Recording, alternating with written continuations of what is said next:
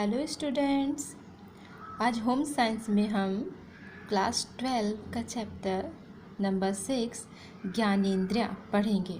ज्ञानेंद्रियाँ यानी sense organs. बच्चों, हमारे शरीर में कुछ ऐसे अंग हैं जिनके द्वारा हमें बाह्य व आंतरिक जगत का प्रत्यक्ष ज्ञान प्राप्त होता है। जिन इंद्रियों द्वारा हमें बाह्य जगत का ज्ञान प्राप्त होता है उन्हें ज्ञानेंद्रियाँ यानी सेंस ऑर्गन्स कहते हैं। बच्चों, जो हमारी सेंस ऑर्गन्स होती हैं, ज्ञानेंद्रियाँ होती हैं, वो हमें इस बाहरी जगत का, बाहरी दुनिया का ज्ञान कराती हैं और ये ज्ञान प्रत्यक्ष होता है। ये ज्ञानेंद्रियाँ केवल बाह्य जगत के प्रभाव या सूचनाओं को मस्तिष्क में पहुंचाती हैं तथा मस्तिष्क के विभिन्न केंद्रों द्वारा इनका अनुभव अर्थात बोध होता है, न कि स्वयं इंद्रियों को। इसका अर्थ है कि जो हमारी सेंस ऑर्गन्स हैं, ज्ञानेंद्रियाँ हैं, वो हमें बाहरी जगत का बोध तो कराती हैं, लेकिन इसका जो माध्यम है वो हमारा मस्तिष्क होता है। यानी ये जो ज्ञानेंद्रियाँ हैं हमारे मस्तिष्क को सूचना देती हैं और मस्तिष्क उनका अनुभव करता है, अंडरस्टैंड करता है और तब वो फिर कार्य करने के लिए हमारे अंगों को इंस्ट्रक्ट करता है या फिर आदेशित करता है। इंद्रियां तो अनुभवों की सूचनाओं को मस्तिष्क तक पहुंचाने का एक साधन मात्र हैं, इसलिए जब तक कोई सूचना मस्तिष्क तक नहीं पहुंचेगी आपको किसी प्रकार का कोई अनुभव होने का प्रश्न ही नहीं उठता। जब तक कोई भी सूचना जो हमारी ज्ञानेंद्रियों द्वारा हमें बाहरी जगत से मिलती है मस्तिष्क तक ना पहुँचे तो हमारे शरीर को अनुभव ही नहीं होगा कि हमें करना क्या है। इस प्रकार मस्तिष्क व ज्ञानेंद्रियाँ मिलकर हमें बाह्य वातावरण से सचेत करके उसका अनुभव कराती हैं तथा शरीर की सुरक्षा करती हैं। शरीर में मुख्य 5 ज्ञानेंद्रियाँ हैं। तो कौन कौन सी ज्ञानेंद्रियाँ हैं ये? दर्शनेंद्रिय, श्रवणेंद्रिय, घ्राणेंद्रिय, स्वादेंद्रिय और स्पर्शेंद्रिय। जो दर्शनेंद्रिय है तो उसमें नेत्र है, आइज जिसे कहते हैं, देखने की क्रिया से संबंधित है। और जो हमारी श्रवणेंद्रिय है, कान, ईयर, सुनने की क्रिया से संबंधित है। घ्राणेंद्रिय जो है, नाक, नोज, वो सूंघने की क्रिया से संबंधित है। और स्वादेंद्रिय यानी जीभ, टंग, जो स्वाद की क्रिया से संबंधित है। जो स्पर्शेंद्रिय है वो त्वचा यानी स्कन, स्पर्श की क्रिया से संबंधित है।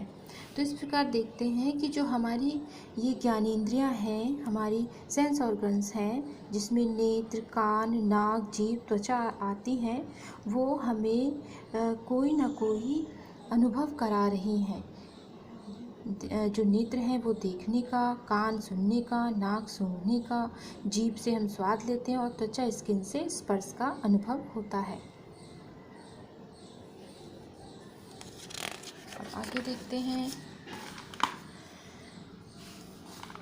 अब सबसे पहले हमारी देखेंगे दर्शनेंद्रिय यानी उनकी रचना और कार्य। हमारी 5 ज्ञानेंद्रियाँ हैं जिसमें से पहले हम दर्शनेंद्रिय को देखेंगे। दर्शनेंद्रिय यानी जो जिससे हम देखने का काम करते हैं। बाहरी संसार का ज्ञान हमें नेत्रों द्वारा ही होता है। इसके बिना मनुष्य का जीवन अंधकारमय हो जाता है। यह विधाता की एक अद्भुत एवं ज्ञानेंद्रियों में सर्वाधिक महत्वपूर्ण कृति है। आँख की रचना देखकर ही वैज्ञानिकों ने कैमरे का आविष्कार किया था। कैमरे की संरचना बहुत कुछ आँखों से मिलती जुलती है। तो हमारी जो आँखें हैं वो हमारे लिए सबसे मूल्यवान है और ये सबसे जो हमारी सारी ही ज्ञानेंद्रियाँ बहुत महत्वपूर्ण हैं, लेकिन जो सबसे महत्वपूर्ण है वो हमारी आँखें हैं। आँख की संरचना कैसी होती है? प्रत्येक मनुष्य के चेहरे पर आँख का एक जोड़ा पाया जाता है, यानी आँखें एक जोड़ा पाई जाती है, यानी 2 आँखें होती हैं। आँख की संरचना को दो भागों में विभाजित किया जा सकता है। एक है आँख की बाहरी रचना और एक होती है आँख की आंतरिक रचना। आँख की बाह्य रचना। प्रत्येक आँख बाहर से देखने में छोटी सी गेंद की भांति गोलाकार दिखाई देती है, परंतु अंदर से देखने पर आगे का भाग कुछ उभरा हुआ तथा अंदर का भाग कुछ गोलाकार होता है। प्रत्येक आँख बाहरी ओर से ऊपरी और निचली पलकों यानी अपर एंड लोअर लिड्स से ढकी रहती है। ऊपरी पलक पूरी आँख को ढक लेती है। पलकों के किनारों पर बरौनियों यानी आई लैसेस के बाहर गड्ढों के भाग में चर्बी भरी रहती है, जो आँख के गोलकों को बाहरी आघातों से बचाने में सहायता करती है। ये हम बाहरी आँख का चित्र देखेंगे। यहाँ पे देखिए आइस हो गई और ये अश्रु ग्रंथि और ये अश्रु नाक से, जो आँखों से अश्रु बहते हैं तो वो आँखों से तो बहते ही हैं, नाक से भी होके बहते हैं। तो जो आंसू हैं वो नाक से भी बहते हैं।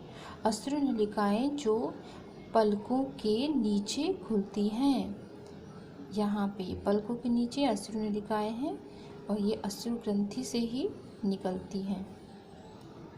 तो बाहरी आँख का चित्र हमारा देख सकते हैं आप लोग।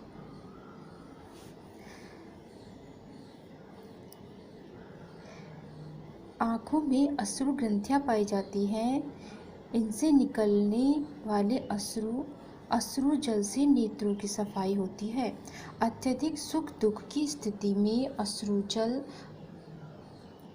अधिकता के कारण आँख से बहा करते हैं। कोई खुशी मिलती है या फिर हमें कोई दुख होता है तो हमारी आँखों से अचानक ही अपने आप आंसू छलकने लगते हैं। तो उससे क्या, या फिर कभी कोई आँख के आसपास चोट लग जाए तो उससे भी हमारी आँखों से आंसू निकलने लगते हैं। तो एक तरह से वो आँखों की सफाई हो रही होती है।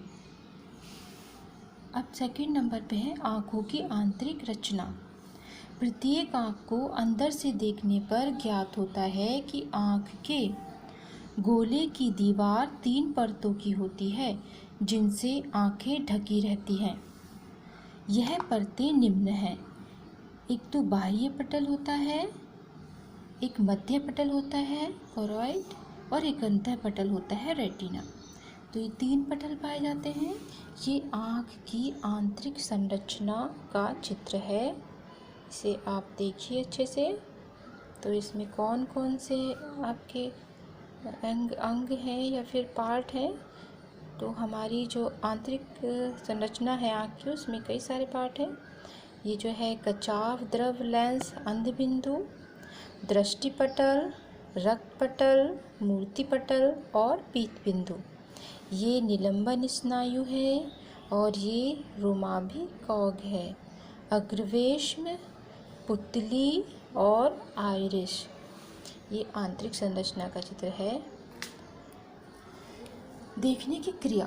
आँखों से हम किस तरह देख पाते हैं, आइए हम जानते हैं। हम जिस वस्तु को देखना चाहते हैं उस पर प्रकाश पड़ना चाहिए।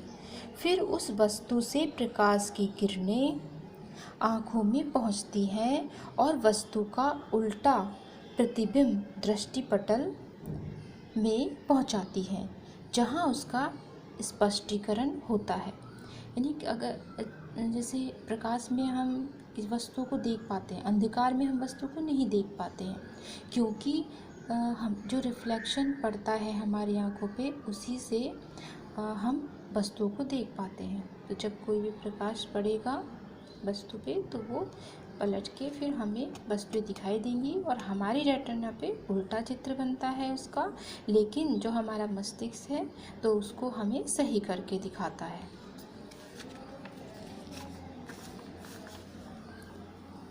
नेत्र दोष। अब हमें अपनी आँखों की बहुत देखभाल करनी चाहिए, क्योंकि ये ईश्वर का, कुदरत का बनाया हुआ अनमोल वरदान है हम लोगों के लिए। और जिनके जीवन में आँखें नहीं होती तो उनका जीवन बेजान, नीरस, अधूरा रहता है। उन्हें कोई भी रंग नहीं दिखाई देता, उन्हें कोई भी चीज़ें दिखाई नहीं देती, तो ये उनके लिए एक श्राप के समान है। तो हमारी आँखों में कुछ दोष भी हो सकते हैं, जो कुछ जन्म से भी हो सकते हैं, और कुछ हमारे जो हम सही से अपनी लाइफ स्टाइल को नहीं जीते हैं उसके कारण भी कुछ दोष हो जाते हैं। ये हैं नेत्रों में दृष्टि दोष कई प्रकार के होते हैं। निकट दृष्टि दोष, शॉर्ट साइट डिफेक्ट्स बोलते हैं इसको, मायोपिया भी कहते हैं।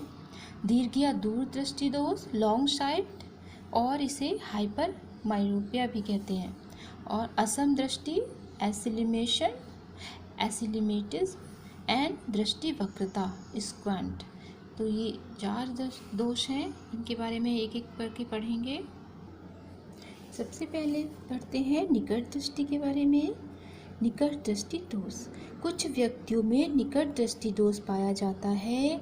यह उस समय होता है जब कॉर्निया से रेटिना की दूरी बढ़ जाती है। देखिए बच्चों, जो निकट दृष्टि दोष है वो जब होता है तो उसमें व्यक्ति को सिर्फ निकट की चीज़ें दिखाई देती हैं, दूर की दिखाई नहीं देती। निकट दृष्टि दोष का मतलब है कि व्यक्ति को निकट की वस्तुएं दिखाई देंगी, दूर की नहीं देंगी। और जो दूर दृष्टि दोष है वो इसका जस्ट उल्टा है। तो इसमें दूर दृष्टि दोष में सिर्फ दूर की वस्तुएं दिखाई देती हैं, इसमें पास की वस्तुएं नहीं दिखाई देती। तो निकट दृष्टि दोष अगर किसी को हो जाए तो उसका देखिए उसका कारण क्या है। जैसे अपर्याप्त भोजन, अगर, क्योंकि हमें पता है कि हमें अपनी आँखों को स्वस्थ रखने के लिए विटामिन ई लेना बहुत ज़रूरी है। और अगर आपके खाने में विटामिन ई नहीं है तो फिर, या वसा नहीं है, तो आपकी आँखें कमज़ोर हो सकती हैं। विशेष रोग, अगर कोई रोग है, नेत्रों से अधिक काम लेना, यानी आप उन्हें रेस्ट नहीं दे रहे हैं और काम करते जा रहे हैं, तो या वंश परंपरा भी हो सकती है। नेत्रों में सूजन इसके कारण हो सकते हैं। और इसका उपचार क्या है, तो इसके उपचार के लिए एक तो भोजन में विटामिन ए लेना चाहिए ना, और इसमें डॉक्टर एक चश्मा भी लगा देते हैं जो होता है अवतल लेंस का। अवतल लेंस का बना एक चश्मा होता है जिसे लगाने से निकट दृष्टि दोष पूरा दूर तो नहीं होता, लेकिन हाँ ये है कि ये प्रॉब्लम दूर हो जाती है। आपको चश्मा लगाना होता है जिससे आपको फिर दिखाई देने लगती हैं पास की वस्तुएं, दूर की वस्तुएं, क्योंकि निकट दृष्टि दोष में हमें सिर्फ निकट का दिखाई देता है, दूर का नहीं देता। और जो दूर दृष्टि दोष है तो उसके भी यही कारण है आँखों से, कि क्या क्या कारण हो सकते हैं। ये आप अच्छा आहार नहीं ले रहे हो, आँखों से ज़्यादा काम ले रहे हो, और ज़्यादा जैसे कि गलत तरीके से पढ़ रहे हो, टीवी ज़्यादा देख रहे हो, तो ये कारण होते हैं इस दोष के। और इसका उपचार क्या है, तो इसमें भी आप विटामिन ए वाले आहार लेंगे, और विटामिन ए पाया जाता है जैसे गाजर, पपीता, दूध, घी, दही, इन सब में विटामिन ए पाया जाता है। और इसमें फिर डॉक्टर से सलाह लेंगे, और डॉक्टर इसमें जो आपको चश्मा लगाया होगा तो वो उत्तल लेंस का बना होगा, तो ये आपके दृष्टि दोष को कंट्रोल करेगा।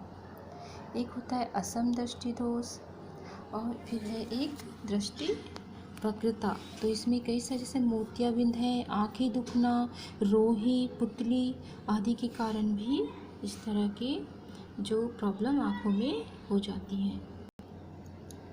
नेत्रों की सुरक्षा, सेफ्टी ऑफ आइज। नेत्र है तो जहान है, ये बात सही है, क्योंकि अगर नेत्र नहीं तो आप दुनिया को कैसे देखोगे। और अगर नेत्र ईश्वर ने दिए हैं तो, और आपने उनको देखभाल ना करके उनको ख़राब कर लिया है, या फिर आपको कम दिखाई देने लगा है, या किसी वजह से, तो मैंने ऐसे भी देखा है कि जरा सा भी रोग शुरू होता है, फिर इलाज नहीं कराते हैं या ध्यान नहीं देते, तो वो अंधेपन में बदल जाता है। तो ये जीवन का एक श्राप है। तो हमारे साथ ऐसा ना हो या किसी के साथ भी ऐसा ना हो, इसके लिए हमें जागरूकता की ज़रूरत है और अपनी आँखों को सुरक्षित रखने की ज़रूरत है। तो क्या करेंगे? सर्वप्रथम माता पिता को ध्यान रखना चाहिए कि बच्चे पढ़ते लिखते समय किताब कॉपी को लगभग 1 या पौन फुट की दूरी पर रखें। ये 25 सेंटीमीटर की दूरी पर रखी जाती है। अधिक दूरियां पास रखकर पढ़ने लिखने से नेत्रों में विकार उत्पन्न हो जाता है। सेकंड है, पढ़ते लिखते या काटते सिलते समय उचित प्रकाश मिलना अत्यंत आवश्यक है। इसके लिए रात्रि में शेडदार लैंप अधिक उपयुक्त होता है, जिससे नेत्रों पर सीधा प्रकाश न पड़े। थर्ड, नेत्रों के पोषण के लिए भोजन में विटामिन ए की पर्याप्त मात्रा से नेत्रों की बहुत सुरक्षा रहती है। फोर्थ है, प्रातः काल में नेत्रों को स्वच्छ जल तथा सप्ताह में 2-3 बार त्रिफले के जल से धोना अत्यंत लाभदायक होता है। नेत्रों को धूल, गर्द व तेज धूप से बचाना चाहिए। नेत्रों में काजल व अच्छा सुरमा डालना चाहिए। आँखों में गंदा कपड़ा, रुमाल या हाथ नहीं लगाना चाहिए। आँखों से सप्ताह में 2-4 बार थोड़ा गुलाब जल व फिटकरी को पानी में मिलाकर 2-4 बूंदें डालते रहना चाहिए। नेत्रों में कोई भी विकार होने पर तुरंत कुशल चिकित्सक से चिकित्सा करानी चाहिए। नेत्र दोष के लक्षण दिखाई देने पर आरंभ में ही चिकित्सक से दृष्टि परीक्षा कराकर चश्मा लगाना चाहिए। बच्चों, हमने आँखों के बारे में बहुत कुछ पढ़ा। अब हम देख लेते हैं कुछ क्वेश्चन, वो किस प्रकार के पूछे जाते हैं। तो पहला क्वेश्चन, निकट दृष्टि दोष किसे कहते हैं? तो मैंने आपको क्या बताया था कि सिर्फ निकट का दिखाई देता है, दूर का दिखाई देता है लेकिन वो धुंधला दिखाई देता है। तो निकट दृष्टि की दशा में व्यक्ति को निकट अर्थात पास की वस्तुएं तो स्पष्ट से दिखाई देती हैं, परंतु दूर की वस्तुएं स्पष्ट रूप से दिखाई नहीं देती। वर्णांधता से क्या आशय है? देखो बच्चों, वर्णांधता जो होता है वो एक जन्मजात दोष है। इस दोष की दशा में व्यक्ति विभिन्न रंगों की सही पहचान नहीं कर पाता, यानी उसे हरा और लाल रंग, उसमें अंतर नहीं पता चल पाता कि कौन सा रंग हरा है कौन सा लाल है, वो कंफ्यूज हो जाता है। और ऐसे लोगों की जो पुलिस में या फौज में भी भर्ती नहीं होती, क्योंकि उनका ये टेस्ट होता है, वो ज़रूरी होता है कि उनको वर्णांधता ना हो। रतौंधी रोग से क्या तात्पर्य है, इसका क्या उपचार है? तो रतौंधी रोग में रोगी को धुंधले प्रकाश में कम दिखाई देता है। धुंधले प्रकाश में यानी शाम के टाइम पे जो रोगी को कम दिखाई देता है, कुछ को तो बिल्कुल भी दिखाई नहीं देता है। और इसका उपाय क्या है? यह विटामिन ए की कमी के कारण होता है। इस रोग के उपचार हेतु पपीता, गाजर, मक्खन, मछली का तेल अत्यावश्यक है। ज्ञानेंद्रियों को क्या कहा जाता है? तो ज्ञानेंद्रियों को ज्ञान का द्वार कहा जाता है। देखिए, इसमें अब ये बहुविकल्प प्रश्न है। एक छात्रा मेज पर रखी पुस्तक पढ़ने में कठिनाई अनुभव करती है, परंतु श्यामपट्ट पर लिखे शब्दों को ठीक से पढ़ लेती है। इस दोष को क्या कहते हैं? तो अब वो दूर की चीज़ें पढ़ रही है, पास की नहीं पढ़ी जा रही। तो जिसे दूर की चीज़ें पढ़ी जाती हैं और पास की नहीं पढ़ी जाती, तो वो दूर दृष्टि दोष हुआ। निम्न में कौन सा दृष्टि दोष है? वर्णांधता, निकट दृष्टि, दूर दृष्टि, इनमें से सभी। तो हमने इन सभी के बारे में पढ़ा था, तो इनमें से सभी आंसर आएगा। आँख के किस भाग पर वस्तु का स्पष्ट प्रतिबिंब बनता है? तो वो बनता है पीत बिंदु पर। और क्या है, इधर देखते हैं। किस लेंस को दूर दृष्टि नेत्र दोष में प्रयोग करते हैं? तो दूर दृष्टि के लिए हम उत्तल लेंस का प्रयोग करते हैं। दूर की वस्तु को न देख पाना रोग है कौन सा? निकट दृष्टि दोष। क्योंकि दूर की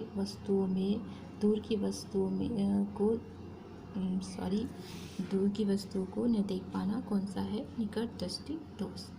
तो बच्चों, ये हमारा आँखों के से संबंधित जितना भी हमें नॉलेज था हम ले चुके हैं, और हमने क्वेश्चन आंसर भी कर लिए हैं। नेक्स्ट वीडियो में हम आपको जो नेक्स्ट ज्ञानेंद्रिय है, जो श्रवणेंद्रिय यानी कान, उसके बारे में हम डिस्कस करेंगे, उसके बारे में जानेंगे।